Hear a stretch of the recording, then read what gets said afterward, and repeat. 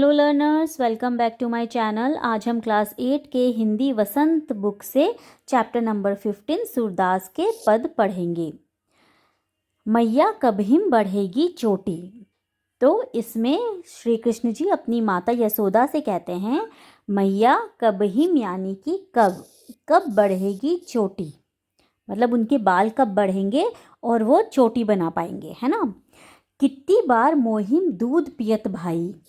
कितनी मतलब यहाँ पर है कितनी बार मैं दूध पीता हूँ, यह अजहूँ है छोटी। तो कितनी बार मैं दूध पीता हूँ फिर भी अजहूँ मतलब आज भी ये मेरी चोटी है जो छोटी ही है। तू जो कहती बल्कि बेनी ज्यों, हुए है लांबी मोटी। तो यशोदा जी से कह रहे हैं तू जो कहती बल से अर्थात है यहाँ पे बलराम, कृष्ण भगवान के बड़े भाई है ना बलराम। वो बोल रहे हैं कि तू जो कहती बल्कि बेनी ज्यों, तो बल्कि बैनी मतलब चोटी, मतलब बलराम के चोटी बहुत बड़ी है ना, तो उसके जैसे तुम्हारी भी चोटी हो जाएगी, ऐसा कहती थी, ऐसे यशोदा मैया कहती थी। हुए है लांबी मोटी, तो लांबी मोटी से यहाँ पर मतलब है लंबी मोटी, तो लंबी और मोटी, तो मोटी। तो बलराम के जो चोटी है वो बहुत बड़ी है, तो बोल रहे हैं कि बलराम की तरह मेरी भी चोटी बड़ी हो जाएगी, पर ऐसा अभी तो हुआ नहीं है। काढ़त गुहत न्हवावत जेहे। आप मुझे सुबह से मतलब जब वो ध्यान रखती थी तो काढ़त मतलब बाल बनाना, काढ़त आप मेरी बाल भी बनाती हो, बाल बनाना। गुहत यानी बाल को गूंथती भी हो, है ना, चोटी बनाना गूंथती भी हो। निहवावत मतलब नहलाती भी हो, नहलाना, ठीक है। मेरी बाल बनाती हो, मेरे बाल को गूंथती भी हो, मुझे नहलाती भी हो। फिर भी नागिन सी भुई लोटी, मतलब नागिन की तरह भुई यानी भूमि में। तो इतना कुछ करने के बाद भी नागिन की तरह मेरे बाल जमीन में क्यों नहीं लौटते हैं, ऐसा बोल रहे हैं। लोटी मतलब लौटने लगी, ठीक है। तो मेरी बाल भी बनाती है, धोती भी है, फिर भी नागिन की तरह ये भूमि में क्यों नहीं लौटती। कांचो दूध पियावत पची पची, कांचो मतलब कच्चा दूध पियावत मतलब पिलाती, कच्चा दूध भी पिलाती है। पची पची मतलब बार बार, क्या, बार बार, ओके। तो काचो दूध पियावत पची पची, देती ना माखन रोटी। मेरे को कच्चा दूध आप बार बार पिलाती हो, मुझे माखन और रोटी खाने भी नहीं देती हो। सुर चिर जीवो दो भैया, हरी हलदर की जोटी। तो सुर यहाँ पे सूरदास जी बोल रहे हैं कि सूरदास जी क्या चाहते हैं, चीर जीवो यानी कि चिरंजीवी यानी लंबे समय तक रहे, चिरंजीवी हमेशा इनकी ख्याति बनी हुई रहे। दो भैया मतलब दोनों की, ठीक है। हरी हलदर की जोटी, हरी हलदर मतलब क्या हो गया, यहाँ पे किसके बारे में बात हो रहा है, हरी हलदर से कृष्ण और बलराम के बारे में बात हो रहा है, कृष्ण और बलराम के बारे में। जोटी मतलब जोड़ी, तो कृष्ण और बलराम की जोड़ी हमेशा बनी रहे, हमेशा चिरंजीवी रहे, ऐसा कौन चाहते हैं, सूरदास जी ऐसा चाहते हैं, ठीक है। तो एक बार इसकी व्याख्या बताती हूँ। तो सूरदास जी इस पंक्तियों में क्या बताना चाह रहे हैं, क्या कहना चाह रहे हैं कि श्री कृष्ण अपने बालपन में यशोदा मैया से पूछते हैं कि उनकी चोटी कब बढ़ेगी, पर आज तक उनकी चोटी क्यों नहीं बढ़ी। वह माँ यशोदा से शिकायत करते हैं कि तुम मुझसे कहती थी जैसे बलराम भैया की चोटी इतनी लंबी है, मोटी है, वैसी मेरी भी चोटी हो जाएगी, इसके लिए मैं दिन में कितना बार दूध भी पीता हूँ। यशोदा मैया को कह रहे हैं कि तुम मेरे बाल भी बनाती हैं, इन्हें धोती भी है, इन्हें गूंथती भी है, मुझे नहलाती भी हो, पर फिर भी क्या होता है कि नागिन सी मेरी चोटी क्यों नहीं ज़मीन पर लौटती है। मुझे सिर्फ बार बार दूध पीने बोलती हो, दूध पिलाती हो, मक्खन व रोटी खाने नहीं देती हो, इसलिए ये बड़ी नहीं होती, ऐसा वो बोल रहे हैं। ठीक है, तो लास्ट लाइन में सूरदास जी कह रहे हैं कि सूरदास जी कहते हैं कि ऐसी सुंदर लीला दिखाने वाले दोनों भाई यानी कि श्री कृष्ण और बलराम की जोड़ी हमेशा बनी रहे। ठीक है, आइए नेक्स्ट करते हैं।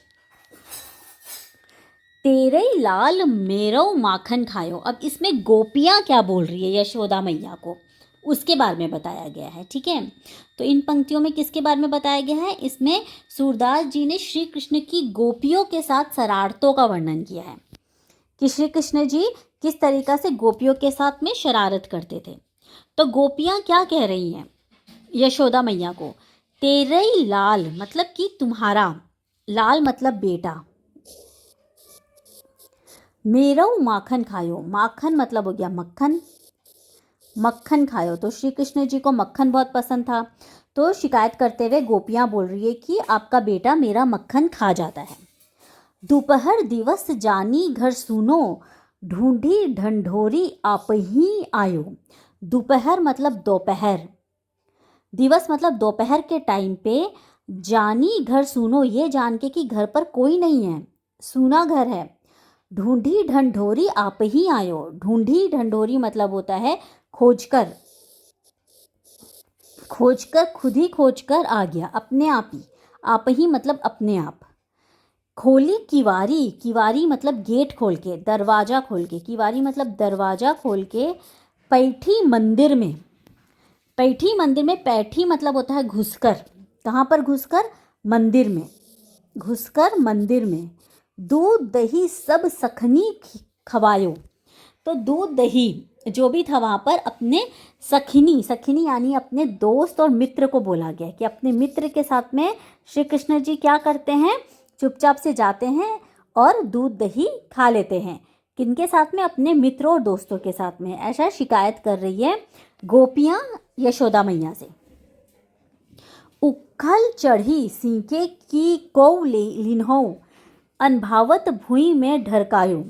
उखल यानी कि ओखली, ओखली में चढ़कर, ठीक है, ओखली में चढ़कर सींके को लीन्हो मतलब कि एकदम छींका इस तरीक़ा से कि मतलब पता भी ना चले कि कोई आया है बोल के। ठीक है, मतलब अपने दोस्तों के साथ में वो ओखली पर चढ़ के छींक तक पहुंच जाते हैं, मतलब ऊपर तक पहुंच जाते तथा माखन खा लेते हैं, मतलब टॉप में जहाँ पर दूध और दही टांगा हुआ रहता है। ठीक है, सींके, सींके। अनभावत भुई में ढरकायो, अनभावत भुई में ढरकायो मतलब होता है गिरना, जो अच्छा ना लगे। भुई मतलब भूमि में, ठीक है, भूमि में। तो क्या होता है कि सारा मक्खन भूमि पे गिरा देते हैं।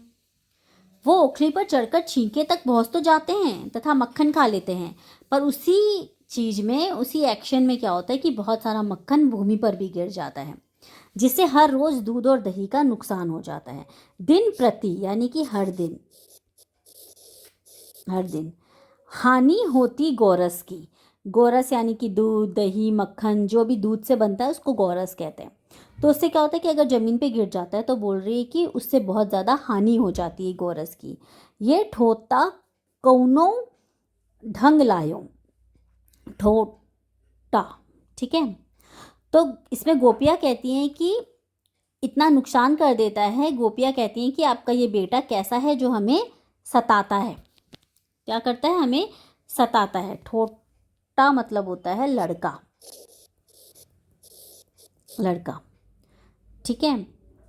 तो दिन प्रतिदिन हानि होती गोरस की, ठोटा कौनो ढंग लायो। सुर श्याम को हटकी ना राखे, तेही पूत अनोखो जायो। तब सूरदास जी कह रहे हैं कि ये एक अनोखा ही बात है ना। जायो मतलब जन्म देना, जायो मतलब जन्म देना, कि गोपियाँ इतना शिकायत भी कर रही है, श्री कृष्ण के बारे में शिकायत कर रही है, फिर भी वो उसे अपने से अलग नहीं कर सकती। तो ऐसे बेटे को जन्म दिया है किसने?